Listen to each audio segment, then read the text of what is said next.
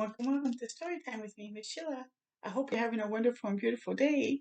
Today's story is called Born to Swing, Lil Hardin Armstrong's Life in Jazz. What type of music do you like? Do you like jazz? Do you like hip hop or rock and roll, disco, soft music? Well, this young lady likes jazz. So let's get into it, okay? Okay. I was just born to sing. That's all. Call it what you want. Blues, swing, jazz, it caught hold of me way back in Memphis, and it looks like it won't ever let go. There she is. Looks like she's playing the piano or learning to play the piano, maybe. We'll see. I was born to swing, and that's the truth. We lived in a boarding house in Memphis, just a little way from Beale Street, where the music never stopped. Would that not be exciting? Ooh. The father of the blues himself, Mr. W.C. Handy, used to march his band right down that street, and all the children would come running, but not me. Oh, no. Devil's music, my mother called it, and she kept me far away. Oh, that would be really hard, especially if she really liked music and wasn't able to go and participate to go watch them, hey? Ooh, that'd be hard. But she couldn't keep me from the organ in the parlor, though. Every chance I got, I hopped up on that stool. My legs weren't long enough to reach the pedals, so I sent my little cousin crawling down below while I tickled the keys. You see her cousin below doing the pedals for the organ to actually make music? Oh my goodness. Very clever, eh? The day I ca- the day came I was good enough to play the organ at Sunday school. I played a hymn, but I would play it with a beat. The pastor used to frown at me from his spectacles like this. Oh, I was swinging. I put something new in those old hymns. I didn't know it yet, but it was jazz. I took piano lessons at Mrs. Hick's School of Music. Her top student was a girl named Bertha, but I made up my mind that I'm the number one. It came down to a contest, Bertha against me. I sat down at the piano and I flung myself into that music. Oh boy, I flung myself so hard. I lost my place. Oh, now what? I had lost my place, but I was not about to lose that contest, not without a fight. I sat up straight and I smiled and I played that song right to the end. Well, I played something anyway. Whatever came into my head and out my fingertips, that's what I played. Later, I would learn to call that jamming, improvising. That's what jazz musicians do. Back there at Miss Hicks School of Music, nobody knew what to call it. But we all know who the winner of that contest was. Who do you think was the winner? Yep, I think it was. Um, I think it was her. My mother took pride in my talent so long as I played the classics, Beethoven and Bach. Then one day she caught me hiding Mr. W.C.'s handy songs, St. Louis Blues. She chased me with the broom, but it was too late. That new rhythm had already swept me off her feet. Look at her mom with the broom. Suddenly, it seemed like everyone was on the move, heading for the cities, heading north for better opportunities. The great migration had begun, and we went to Chicago. Slate Street was like Beale Street, only better. They called it the stroll. I called it heaven.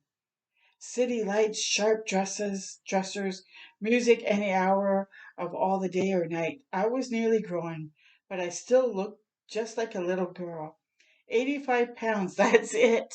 Nothing to show the city but the widest smile and the biggest, brightest eyes.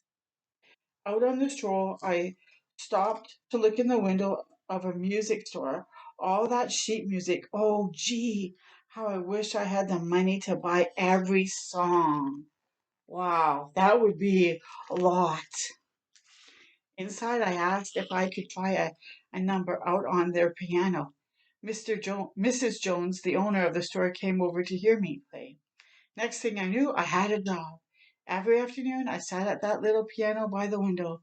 Soon, I learned all the latest songs. The store was packed with customers. They called me Jazz Wonder Child. Woo! One day, a man I had never seen walked in the store. He sat down at the piano, and oh boy, he had it rocking in no time at all. Woo! His feet were stomping and he played hard.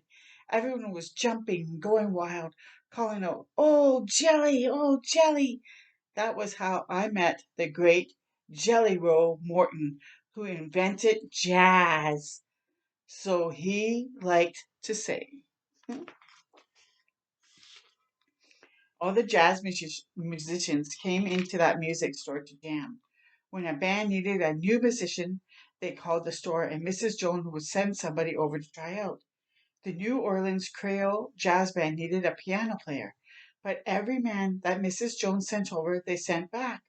Finally, she sent me. A girl playing a piano in a jazz band? Not in those days. Women were canaries. They were singers. The musicians were all men. I had to show them I was no canary. When the music started, I hit those keys hard like jelly. I may have only weighed 85 pounds, but I used every pound. Did they send me back? What do you think? What do you think? Do you think they sent her back? I think so. Ooh, look at that. She's a plan. There I was swinging with the swingiest band in Chicago. I laid those rhythms down so hot they called me Hot. They called me Hot Miss Lil. I was playing at the Dreamline when a fellow from New Orleans came to town, Louis Armstrong. Louis was not a handsome man. His clothes were out of style, but when he blew that home horn, oh golly, oh gee. Soon we started walking out together. We played with the band all night, then hit the stroll. Everybody in Chicago knew Miss Lil, and I made sure they all knew Louis Armstrong. To naturally, they all knew. Sorry, I read that wrong. Everybody in Chicago knew Miss Lil, and I made sure they all knew Louis Armstrong too. Naturally, we had our jazz wedding.